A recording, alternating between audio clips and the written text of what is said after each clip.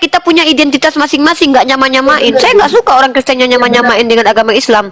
Kalau dalam agama Islam, orang beda soalnya memang. ya nggak apa-apa. Perbedaan ini kita sondingkan, Bu, untuk mencerdaskan anak bangsa ya. Kenapa harus marah? Kita berbeda-beda aja, nggak apa-apa. Benar, Pak. Berbeda bukan Memang. harus bertengkar, Bu ya. Berbeda Iya, bukan harus bertengkar ya.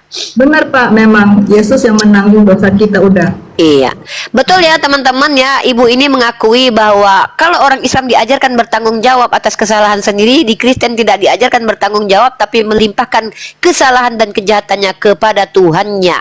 Ya, mereka yang Yesus berbuat dosa, menanggung, Tuhannya yang menanggung. Yesus Gitu. menanggung dosa kita Iya. semua. Iya betul. Karena Tumbal memang, Yesus yang kita ditumbalkan. manusia kita tidak bisa mampu untuk menanggung dosa kita. Nah itu masing-masing. dia. Itu dia Karena lucunya kita- Tuhan Ibu. karena Dia yang memang ciptakan kita- Ibu, dia yang putuskan Ibu berdosa atau Sorry, tidak, ya, dia saya- yang membuat aturan saya supaya Ibu ngomong terus, berdosa, jadi tiba-tiba Ibu aja dia terus membuat Ibu ngomong. tidak mampu menanggung. Lucu. Iya benar. Iya sesuai dengan apa yang Ibu katakan itu iman Ya, Ibu. makanya kalau Ibu masuk menyekolahkan anak Ibu ke sekolah-sekolah orang Kristen, termasuk agak ngeri juga ya, bahwa diajarkan tidak bertanggung jawab sedari dini, itu ternyata adalah doktrin umat Kristen. Kalau kami nggak boleh, kami harus mengajarkan anak kami bertanggung jawab. Anakku, kamu gantianlah. Oh ya udah Ibu yang jelasin, dia kan saya dari tadi mau dengar. Ya, kalau di Kristen ini orang Kristen tidak diajarkan bertanggung jawab, karena mereka itu berdosa, Tuhannya yang tanggung. Tidak bertanggung jawab. Soalnya saya nggak pernah lihat sih di Alkitab ada ayat nggak pernah. Ada nggak ya? Ibu tahu nggak ayatnya? Kalau Ibu Apa? bilang tidak bertanggung jawab tadi kan Ibu. Kan Ibu yang bilang tadi ke saya, kami orang Kristen berdosa, kami nggak nanggung dosa kami tidak bertanggung jawab atas dosa kami, karena tanggung jawab atas dosa Ibu sudah ditanggung sama Yesus. Loh, yaudah saya tanya sama Ibu, ketika Ibu berdosa, Ibu menanggung nggak dosa-dosa Ibu itu? Bertanggung jawab nggak atas dosa Ibu? Yesus yang menanggung memang. Ya dosa- sudah, apa salah saya? Di mana Maksud saya aku, salah ketika saya katakan nggak bahwa salah, Ibu. dosa dengar astagfirullah. dulu, Mbak, Kalau ya, kita saya mau bicara, menjelaskan yaudah Ibu dulu deh ya. Ibu. Ibu ya saya diam ya Ibu. Ibu. Ya maksud saya tuh kata tanggung jawabnya jangan dipakai kata tanggung jawab gitu, karena nggak ada itunya, nggak ada di Alkitab, nggak disuruh kita tidak bertanggung jawab, tapi memang Yesus yang menanggung dosa-dosa kita, itu aja sih Bu. Yang saya Bu, bingung, itu kok bahasa Indonesia yang mudah ada dimengerti. istilah Fandi tidak nih, saya bertanggung kasih jawab. contoh nih. Ini saya kasih contoh. Fandi Ahmad, kamu kemarin merampok. Nah, Fandi Ahmad harus dihukum. Itu namanya bertanggung jawab atau tidak, Fandi, kamu pas dihukum itu? Kita pakai bahasa Indonesia aja ya. Ulang. Fandi Maksudnya apa mencuri hari ini. Ibu coba saya pakai bahasa Indonesia. Masa saya ajarin Ibu bahasa Indonesia di sini? Nggak etis rasanya Tahu ya. saya. Nah, saya mau Fandi, kamu mencuri hari ini. Besok kamu dihukum. Karena saya mamamu, saya hukum, saya tentil kamu tak. Dan kamu minta maaf, iya Bu, saya mencuri. Kamu bertanggung jawab nggak itu ketika saya hukum itu? Ya bertanggung jawab lah. Nah, tapi kalau di Kristen, ketika si Fandi mencuri, Fandi kamu mencuri. Iya, saya ditanggung sama Yesus dosa saya. Bertanggung jawab nggak si Fandi itu dengan dosanya? Saya bisa jelasin nggak Ibu? Silakan. Ibu mau nggak mendengar penjelasan saya? Mau, saya tutup mic ya, lanjut. Ya, jelasin Tapi ya. sapa dulu nih, ada Kak Olan ini. Fandi silakan sapa dulu. Saya jelasin. Oh, siapa yang mau jelasin dulu? Saya ya. Lanjut. Tamu dulu. Atau lanjut dulu aja Bu Keki, lanjut. Nah, gini, kan kekristenan itu Bu, ada yang namanya Kristen KTP dan ada yang Kristen udah lahir baru namanya. Mungkin di Islam bilangnya hijrah ya. Mungkin ya, saya kurang tahu istilahnya. Tapi Kristen kan ada yang orang Kristen yang sejak lahir orang tuanya Kristen, dia anak-anaknya otomatis Kristen. Di Kristen itu ada yang namanya lahir baru. Nah, pada saat seseorang lahir baru, artinya dia menerima Yesus sebagai Tuhan dan Juru Selamat, menyerahkan hidupnya pada Yesus, seharusnya sebagai ungkapan syukur kita bahwa Yesus sudah menanggung dosa kita, seharusnya kita tidak melakukan hal-hal yang menyakiti hati Tuhan itu. Kalaupun kita melakukan kesalahan kita tetap minta ampun kepada Tuhan. Kalau kita melakukan dosa ya, kita tetap minta ampun. Dan pada saat kita minta ampun, Yesus sudah memang mengampuni karena dia sudah menanggung dosa kita.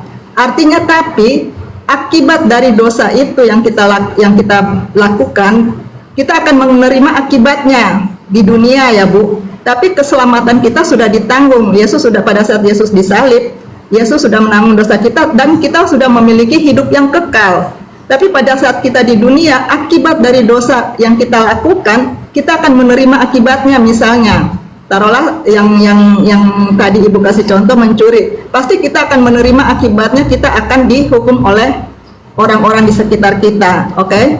Atau kita melakukan apa nih? Misalnya kita melakukan seks bebas, kita akan mengalami akibatnya. Akibatnya apa? Ya mungkin kita akan menghadapi penyakit misalnya, atau kita akan hamil di luar nikah. Itu dosa, akibat dari dosa yang kita lakukan. Itu sih Bu.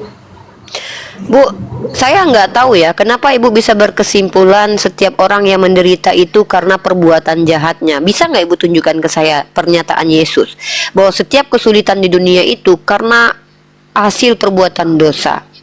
Jadi jangan menambahkan sesuatu yang tidak ada. Dengan dosa aja sih Bu, yang hubungan dengan Tadi dosa. Ibu ngomong saya diam loh, saya nggak ganggu-ganggu Ibu. Enggak, tadi cuma meluruskan aja. Yang tadi kan Ibu kayaknya salah mengerti apa yang saya omong gitu. Tadi dalam hubungan dengan dia menderita, misalnya dia melakukan seks bebas, itu kan dosa yang dia lakukan. Banyak Akibatnya orang yang akan melakukan dia- seks bebas justru hidupnya bahagia Bu. Saya akan tunjukkan nanti siapa contohnya. Batseba dengan Daud. Batseba dengan Daud itu melakukan seks bebas, ya, dan dia bahagia. Akhirnya mereka menjadi suami istri dan kemudian punya anak namanya Salomo. Dalam kitab Ibu, bahkan pesundal yang bernama Rahab itu bahkan ketika bersundal menyelamatkan orang Israel justru diselamatkan Tuhan. Ini saya nggak ngerti doktrin Ibu ini sumbernya apa. saya jelasin itu. Yang Saya mau jelasin sebelum ya. Ibu menjelaskan panjang kali lebar, lebar kali panjang, dalam dan sempit, ya, lingkaran dan kotak-kotak, lebih baik saya bertanya satu saja pertanyaan. Pertanyaan saya ini adalah pertanyaan yang sangat mudah untuk dijawab, tidak panjang kali lebar seperti yang Ibu jelaskan tadi. Pertanyaan saya adalah, ketika orang Kristen berbuat dosa, apakah kalian bertanggung jawab dengan dosa kalian? Jawab, setelah itu kita clear untuk tema satu ini. Jadi kita tidak kemana-mana. Silakan. Ya. Kalau kita berbuat dosa, kan sudah saya kasih tahu Yesus menanggung dosa kita, keselamatan kita tidak hilang. Kan Thank you. Thank you, thank you. Tapi saya tetap harus mengakui dosa kita sebagai, saya setuju apa yang saya lakukan itu salah di hadapan Tuhan. Tuhan mengampuni, yes, Tuhan sudah mengampuni. Tetapi saya harus juga sebagai ungkapan saya bahwa saya setuju bahwa apa yang saya lakukan itu salah, saya tetap harus bilang kepada Tuhan, saya Ya. mohon ampun akan dosa saya. Penjelasan Ibu Gitu. yang panjang kali lebar tapi dalam yang kali sempit itu. yang tadi Bu, taruh sebentar, belum selesai ya. Saya mau ngasih tahu yang tadi Ibu bilang, misalnya Daud. Memang Daud Ya, terima kasih. Penjelasan Ibu yang panjang kali lebar dalam kali sempit lingkaran kali segitiga itu telah saya terima bahwa Ibu tidak bertanggung jawab dengan dosa-dosa Ibu. Clear? Kami umat Islam diajarkan bertanggung jawab. Ada namanya kafarat, ada namanya hukuman dosa, ada yaumil hisab. Cara kami untuk melepaskan diri dari kesalahan kami itu bertanggung jawab, perbaiki diri, bertobat, laksanakan amalan soleh, tidak menumbalkan kesalahan kami kepada makhluk manapun, apalagi kepada Tuhan. Kami nggak bawa-bawa Tuhan. Ketika saya salah, saya misalkannya mencaci Kak Olan, saya bilang Kak Olan jelek, padahal dia cantik kayak artis Korea kan. Maka saya berdosa karena menghina ciptaan Allah. Maka nanti hukumannya adalah saya berdosa. Tapi kalau saya saya bisa menebusnya dengan cara apa? Saya datangi Kak Olan. Kak Olan yang cantik mirip artis Korea, maafkan saya mencaci Kak Olan karena saya marah. Kalau Kak Olan mengampuni, maka saya terampuni dosa saya. Sama seperti yang Yesus ajarkan, barang siapa yang menyatakan dosa orang lain itu tidak ada, maka dia akan tidak ada dosanya.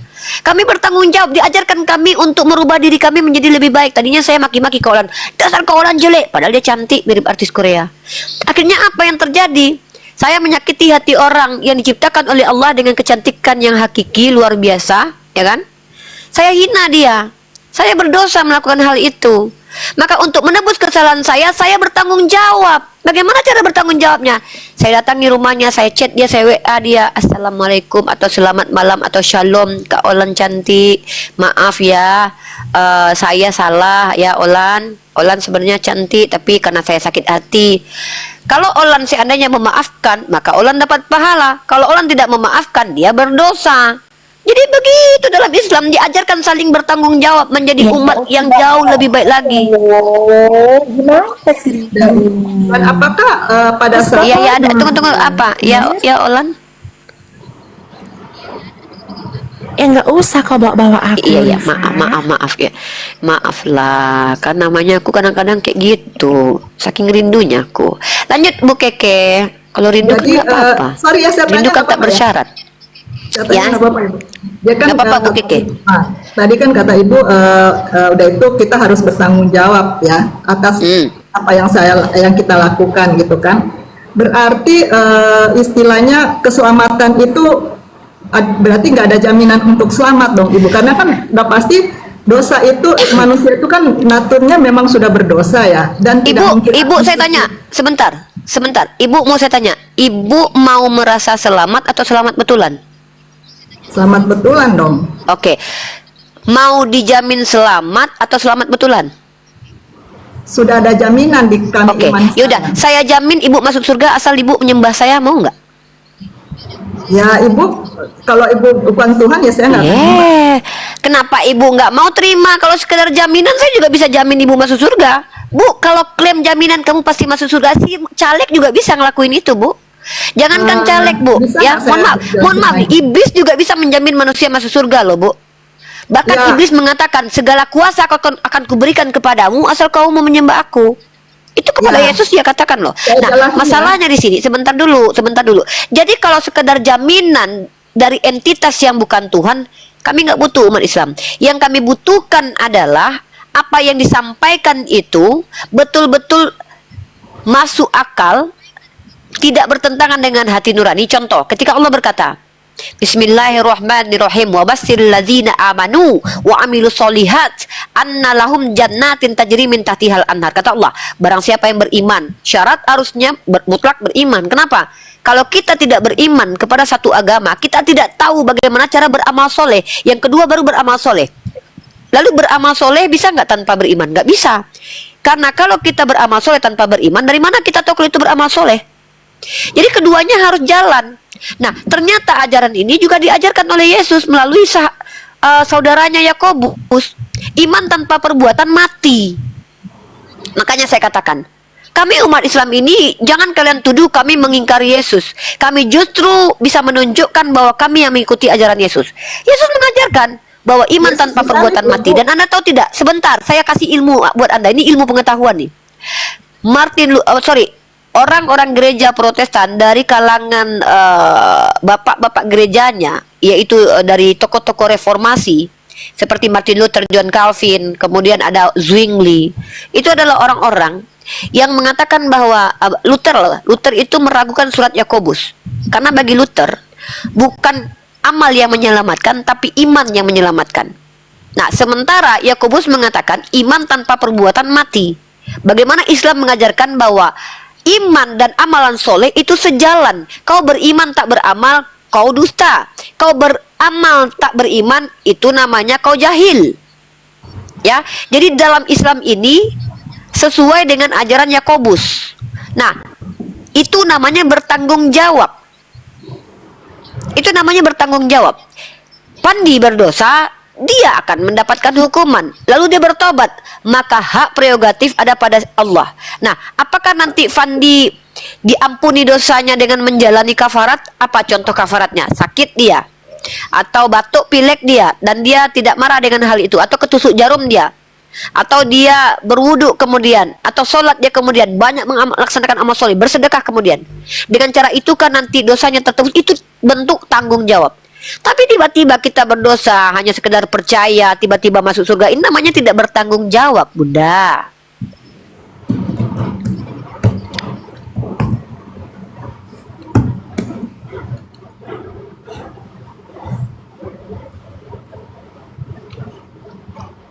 Gitu. Silakan Bunda Keke. Bu Keke silakan. Oh, oke.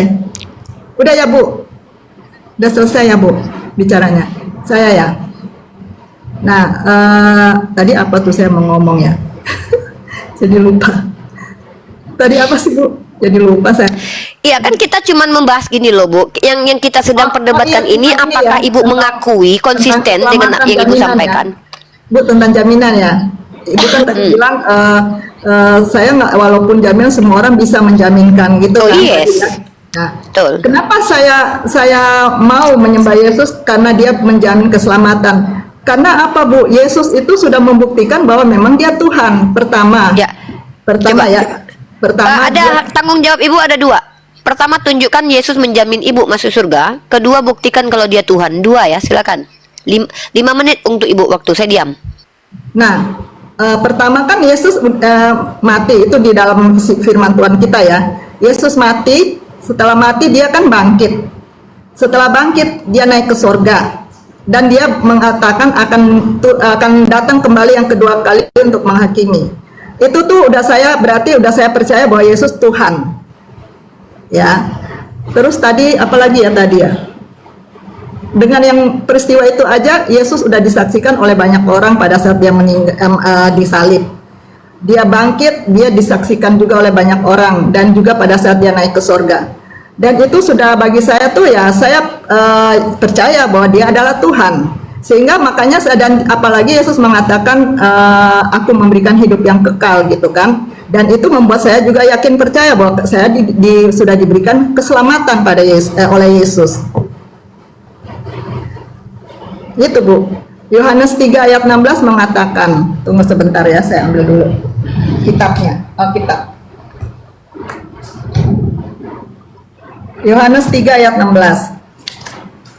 Yesus mengatakan, karena begitu besar kasih Allah akan dunia ini sehingga ia mengaruniakan anaknya yang tunggal supaya setiap orang yang percaya kepadanya tidak binasa melainkan beroleh hidup yang kekal. Udah itu aja Bu. Coba ulangi Bu, sekali lagi Ibu ulangi. Supaya orang yang percaya kepadanya tidak akan binasa. Ya, Saya tanya sama Ibu, Ibu percaya kepada Yesus? Ibu Ya, percaya kepada Yesus? Percaya sebagai apa? sebagai Tuhan. Coba tunjukkan dia mengatakan percayalah kepadaku sebagai Tuhan.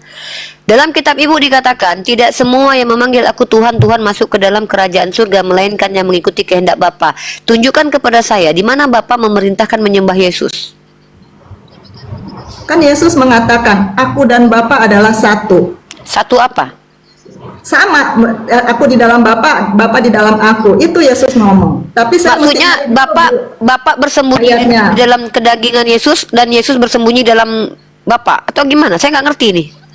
Jadi, Aku dan Bapak satu apa? Silakan, saya nggak ngerti, saya nggak paham satu apa. Yang satu itu contoh, Unirifa itu cuma satu. disclaimer dulu ya ke Ibu ya. Saya mau disclaimer Ya. dulu ya. Saya ini bukan orang teologi ya. Oke. Nah. Saya ini juga bukan pendeta. Bu, Tapi yang saya hati-hati imani di aja, hadapan karena- saya. Bu, maaf. Saya bukan sombong nih.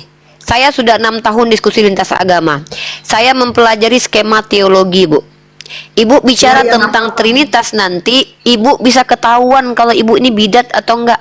Kenapa? Ya. Rata-rata umat Kristen yang berusaha menjelaskan Trinitas itu akan gagal total karena bapak-bapak gereja mengatakan Trinitas itu misteri, padahal dia konsep produk fikir manusia tapi nggak bisa dipahami dengan akal. Jadi kalau Ibu bicara tentang Yesus dan Bapa satu, Ibu baca dalam kitab Ibu. Yesus juga pernah berdoa, ya Bapa, jadikanlah mereka satu seperti Engkau dan aku satu. Apakah Yesus meminta murid-muridnya supaya jadi Tuhan juga? Ya, Yesus juga berkata, ya Bapa, jadikanlah, Ibu baca kitab ini, mereka satu. Apa Ibu bilang mereka tuh semuanya sama, menyatu gitu, dempet. Yohanes pasal 17 nomor 11. Jadi, dan aku tidak ada lagi di dunia ini, tetapi mereka masih ada di dalam dunia. Dan aku datang kepadamu ya Bapa yang kudus, peliharalah mereka dalam namamu, yaitu namamu yang telah engkau berikan kepadaku, supaya mereka menjadi satu. Dempet mereka. Apakah Petrus dan Lukas adalah apakah Petrus dan Yohanes satu? Apakah Yohanes dan Petrus itu satu entitas? Jadi kalau Ibu bicara bahwa Yesus berkata aku dan Bapa satu, saya paham maknanya. Apa maknanya? Maknanya adalah satu dalam pengajaran. Apa yang diajarkan Bapa itu yang disampaikan kepada Yesus, yang diajarkan kepada umat Kristen. Harusnya umat Kristen apa yang dijalankan sama persis seperti yang dijalankan oleh Yesus. Saya akan Karena di sini dikatakan Coba saya tanya sama Ibu. Jadikan Saya akan nunjukin mereka. ininya ya, ayatnya ya Ibu ya. Mau nggak Ibu saya tunjukin ayatnya? Nggak, Ya. kita bahas satu-satu, Bu. Ayat itu gini, Bu ya. Nah, Kalau yang diskusi tadi Ibu itu, ayat minta kalau untuk- sedang dibahas, ya, jangan dibuang ayat ke belakang, ambil ayat baru, biar kita nggak Sama lompat-lompat. Ibu juga gitu, tadi copot-copot ayat soalnya. Loh, Oke? Ibu comot ayat nggak masalah. Giliran saya menunjukkan bahwa Yesus juga pernah meminta mereka jadikan satu sama seperti kita. Yesus bilang apa? Aku, engkau dan aku satu. Bu, coba dengarkan premis saya dulu. Baru Ibu tanggapi.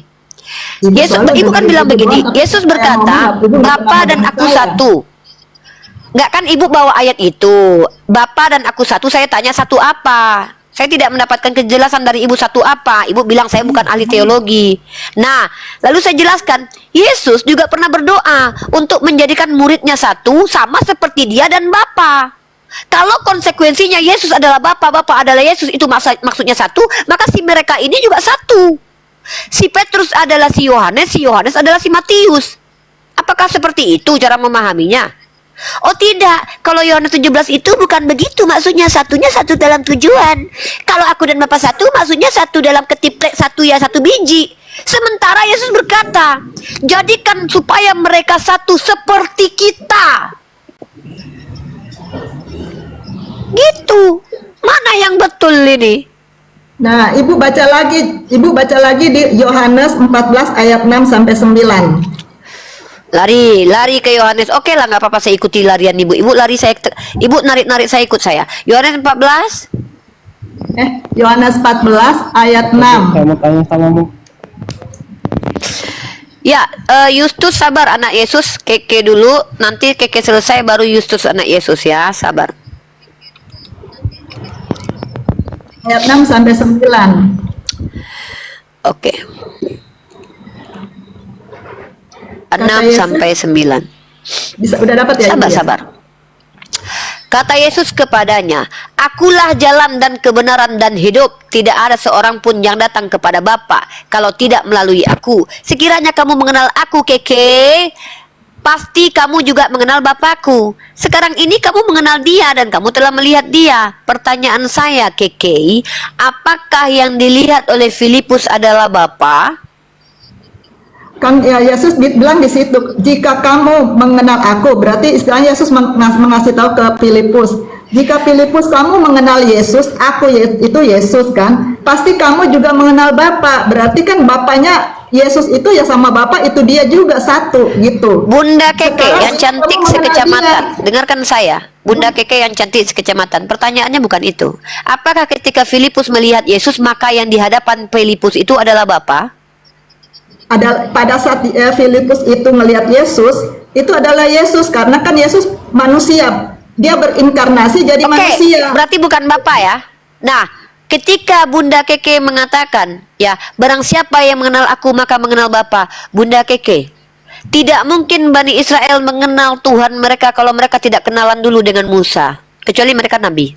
Tidak mungkin pengikutnya Abraham bisa kenal dengan Tuhannya Abraham kecuali melalui Abraham. Tidak mungkin kami umat Islam kenal Allah tanpa melalui Muhammad ibnu Abdullah. Para nabi adalah jalan menuju Tuhan, bukan tujuan. Yesus jalan keselamatan, betul. Dia adalah kebenaran, betul. Masalahnya kalau dia katakan tidak ada yang pernah menuju Bapa kecuali melalui aku, mohon maaf, tidak betul. Kenapa? Henok dan Elia sudah pernah ketemu Bapa sebelum Yesus lahir ke dunia. Tapi kalau seandainya kita memahami ini, melepaskan Yesus dari tuduhan berdusta, bahwa tidak ada satupun manusia yang selamat kalau tidak mengakui dia sebagai Mesias, saya sepakat. Bahkan kami umat Islam tidak beriman kalau kami tidak mengakui bahwa Isa Al-Masih putra Maryam adalah Rasul Allah. Tapi mengakui seperti yang dia sampaikan, bukan mengakui seperti pendeta.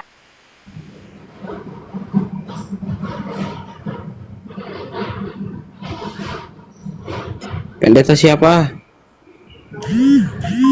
Pendeta siapa?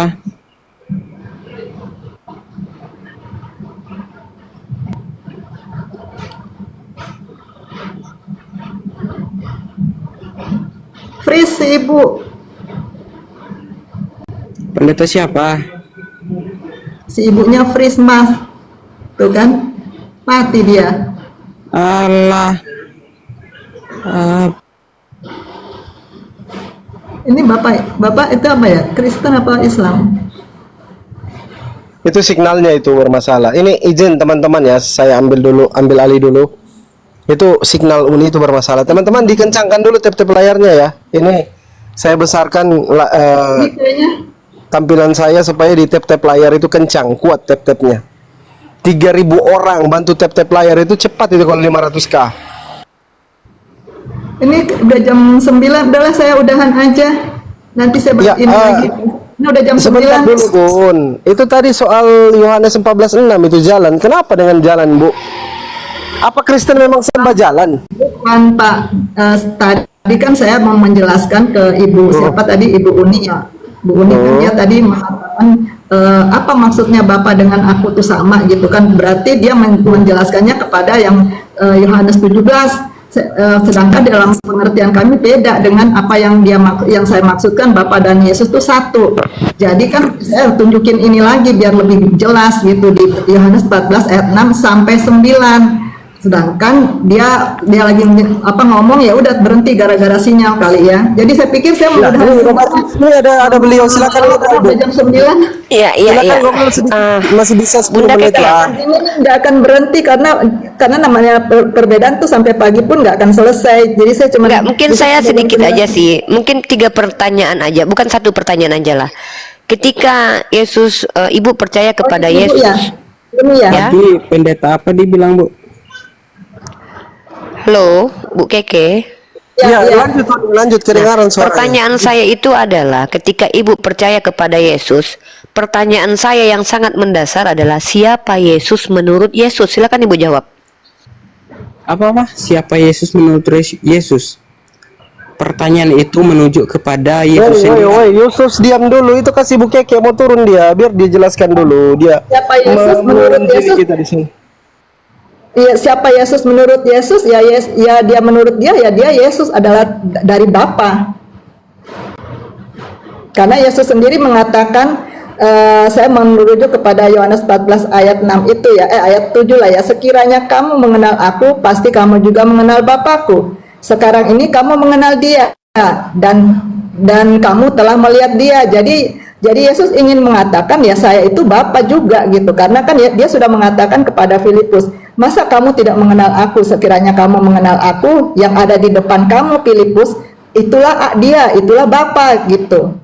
Itu stop situ aja ya Bu. Saya udah mau istirahat ya Bu. Nanti karena saya percaya ini kalau kita terusin sampai pagi pun nggak akan selesai karena kan namanya agama kita memang berbeda, Islam dan Kristen ya, berbeda banget. Jadi nggak mungkin untuk kita istilahnya saling mau menyamakan banget, nggak, pasti nggak mungkin ya. Saya juga menghargai apa yang Bu Uni percayai gitu kan, yang imani. Saya juga menghargai bahwa Ibu Uni nggak mengaku Yesus sebagai Tuhan, nggak masalah karena memang kan kita berbeda dan iman kita berbeda gitu Bu.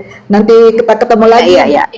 ya Bu ya. Siap. Makasih Bu Ya, Uni. Ibu Keke, mohon maaf kalau ada kata-kata salah ya. Mengasihi Ibu, Tuhan Yesus Tuhannya, mengasihi. Tuhannya Makasih, Yesus Bu. yang mengasihi saya ya. Oke. Saya keluar ya. Oke. Makasih ya Bu. Nanti kita ketemu lagi ya. Oke, insya Allah Bu, insya Allah. Ya. Kalau Allah mengizinkan ya. Ya, makasih Ibu. Saya berdoa untuk Ibu. Jangan Bu, nggak akan dikabulin. Soalnya kemarin waktu Yesus mau disalib, ya Bapak, ampunilah mereka tidak tahu yang mereka lakukan. Nggak dikabulin Bu, karena rata-rata orang Yahudi nggak tobat.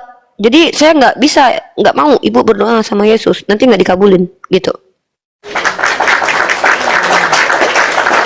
Oke, saya sapa dulu dari tadi ada Bunda Yeti STH, Sarjana Teologi. Bunda Yeti, selamat malam. Shalom, Bu. Shalom, selamat malam. Ibu pendeta ya. Enggak. Oke, selamat malam. STH, loh. Ini Sarjana Teologi sarjana teologi kah? STH. Mantap ya. Ini yang saya tunggu-tunggu nih ya.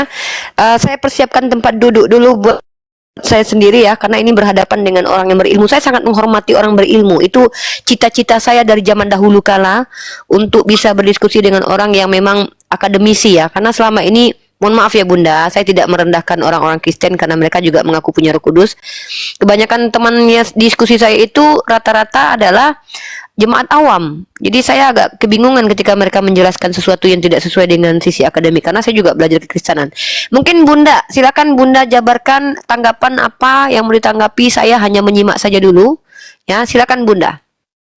Enggak gini, kasih yang duluan-duluan aja kan, antri ada tadi Yusuf duluan, kasih dulu dia kesempatan.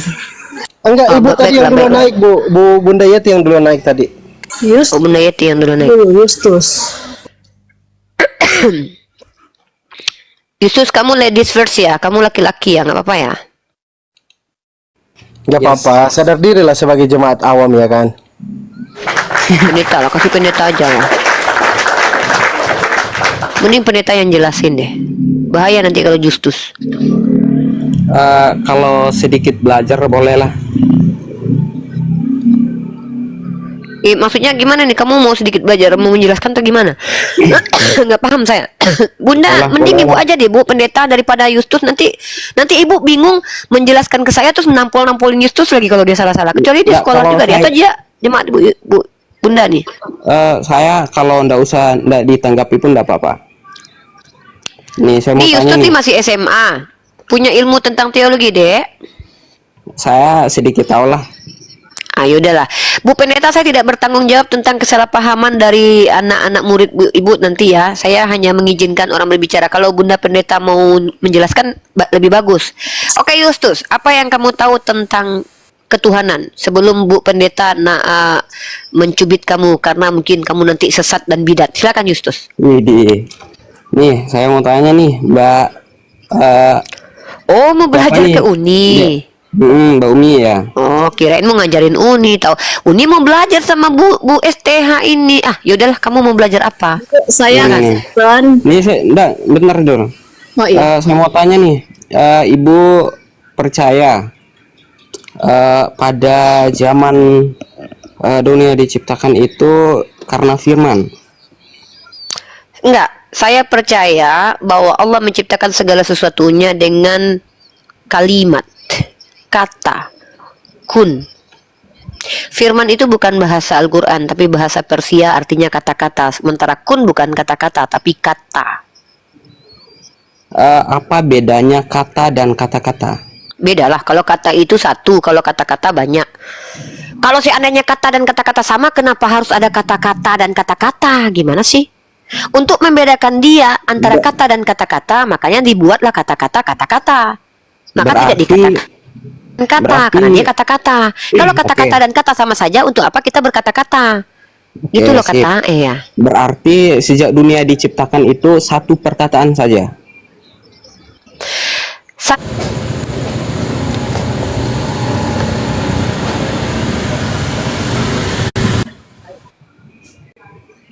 Ya, semua yang diciptakan apa berkata kun, berarti yang diciptakan itu aja. Duh, gimana sih? Kalau saya bilang gini ya, jadilah parfum, jadilah skincare, jadilah hand body, jadi. Bukan berarti saya hanya menciptakan parfum aja. Logikanya, udah, anakku ya. Kamu kan Kristen. Sebelum belajar tentang diskusi lintas agama, belajar bahasa Indonesia sama belajar logika dulu ya. Ya, Kamu kan, menyimpulkan ketika Allah saya menciptakan segala sesuatu dengan kata, lalu kamu bilang yang diciptakan sama. Ini apa? Sedangkan Tuhan dalam perjanjian lama saja berfirmanlah Tuhan, jadilah terang. Berfirmanlah Tuhan, dia berfirman loh. Nah, firman dalam bahasa Persia dari kata farman artinya adalah perkataan atau dekret. Itu bohong. Kenapa? Kalau dekret atau keputusan, maka dia harus berkata sirabaraba simalakama salah kata kalama sakala jebalap teng. Jadi karena panjang kata-katanya, karena firman itu adalah keputusan. Dengan ini aku menjadikan sebuah batu, kemudian batu itu haruslah berbentuk seperti ini. Ini namanya dekret, itu firman. Firman itu bukan kata, firman itu kata-kata. Karena firman aslinya adalah, artinya adalah dekret dan keputusan. Mana ada keputusan hanya menggunakan satu kata. Kata itu contoh kata, ayam, kata, aku, kata, kun, kata. Itu loh. Gara-gara kamu malu Ibu Pendeta. Itu kan saya udah duga. Gara-gara kamu yang konklusinya gabrul, Bu Pendeta lari. Karena mungkin makin malu punya jemaat kayak kamu, adekku. Makanya tadi saya sudah bilang mending ibu pendeta yang jelasin. Saya yang Islam aja malu, apalagi ibu pendeta. Coba, masa ketika saya jelaskan ketika Allah menciptakan segala sesuatu dengan kata kun, lalu kamu bilang konklusinya berarti semua diciptakan sama. Kan lucu sekali ini adendaku. Ya kan kamu orang Belajar bahasa jelasinnya Indonesia. tuh. Lah, kok bahasa Indonesia disuruh aku belajar? Loh, ketika Allah menciptakan, Allah mau ini contoh, Allah mau menciptakan manusia. Jadilah, jadi kata Allah. Jadi, Allah ingin menciptakan langit. Jadi, Allah hanya tinggal berkata, jadi. Allah hanya tinggal Ya, berarti berkata, lebih dari bukan satu berkata-kata kata. loh. Hah?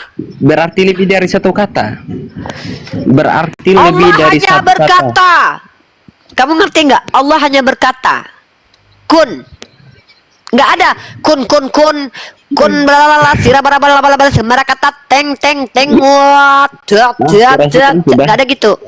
Kamu aja membedakan antara kata dan kata-kata aja kamu nggak bisa loh, brother, ya Allah. Pantaslah kalian sesat. Membedakan antara kalimat dengan kata. Oke, kalimat itu bahasa Arab. Kalimat itu artinya sebenarnya kata. Dalam kaidah bahasa Indonesia, kalimat menjadi kumpulan kata. Kata-kata dan kata saja kamu tidak paham.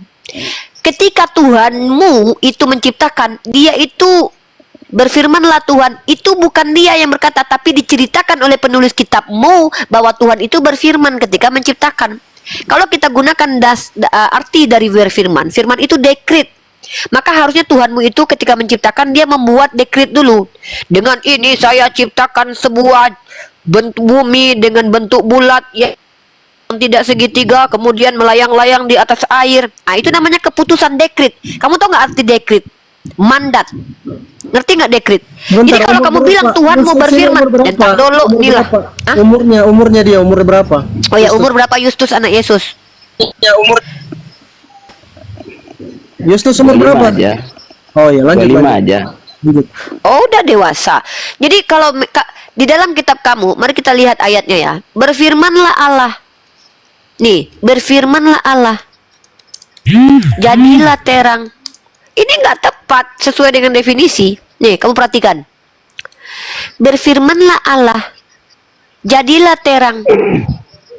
Kamu tahu nggak arti firman? Firman itu dekret. Dekret itu apa? Keputusan. Ya. Jadilah terang. Kun dalam Al-Qur'an itu tepat sesuai dengan apa yang Allah katakan. Kun, jadilah. Satu kata. Satu kata. Kun. Jadi. Dalam kitabmu, Tuhan juga berfirman, jadilah. Penulis kitabmu mengatakan bahwa dia berfirman. Tidak tepat. Kenapa? Firman artinya adalah dekret. Belajar bahasa Indonesia. Asal muasal kata firman dari kata farman bahasa Persia. Belajar. Bagaimana kamu mau pintar kalau kamu nggak belajar? Coba, masa saya lebih pintar tentang Bible-mu daripada kamu? Belajar, apa arti firman? Kamu lihat di kamus alkitabsabda.org. Semua istilah-istilah kalian itu ada di situ. Firmankah, apakah, gitu. Biar kamu pinter. Ya, silakan. Ini ada Justus, kamu mau bertanya tentang Islam, mending kamu tanya tentang Islam aja. Kalau nggak kamu tanya Kristen juga nggak apa-apa. Kalau nggak kita kasih ke Joseph. Oke, boleh lah. Ya, apa yang mau kamu tanya? Banyak sih temanku Islam nih. Mereka bilang Ya, di surga bisa menikah. Apa itu benar? ya, kami tidak gini ya. Dalam Islam di dunia Allah membenci perceraian walaupun boleh dengan situasi dan kondisi yang sangat jelas. Kami tidak diceraikan sampai akhirat. Ya, tidak ada. Kalau kami di dunia suami istri meninggal dalam keadaan suami istri, kami masih menjadi suami istri dan menikmati status pernikahan di surga nanti. Nggak ada ceritanya di dunia nggak boleh cerai, tiba-tiba nanti di surga dicerai. Nggak ada lagi status suami istri, bahkan berkelamin pun enggak. Kan lucu. Ya, jadi begitu. Boleh Di surganya nggak, umat lanjut. Islam, kami akan berbahagia dengan orang yang kami cintai. Karena dalam Islam orang yang di surga itu berkumpul dengan orang yang dicintainya. Kau cintai ibumu, kau bersama dengan ibumu. Kau cintai suamimu, kau bersama dengan suamimu. Kau cintai anakmu, kau bersama dengan anakmu. Kau cintai sahabat karibmu, kau bersama dengan mereka. Kau cintai nabimu, kau bersama dengan mereka. Siapa yang kau cintai, kau berkumpul dengan mereka di surga. Wallahu a'lam bishawab. Silakan dilanjut pertanyaannya.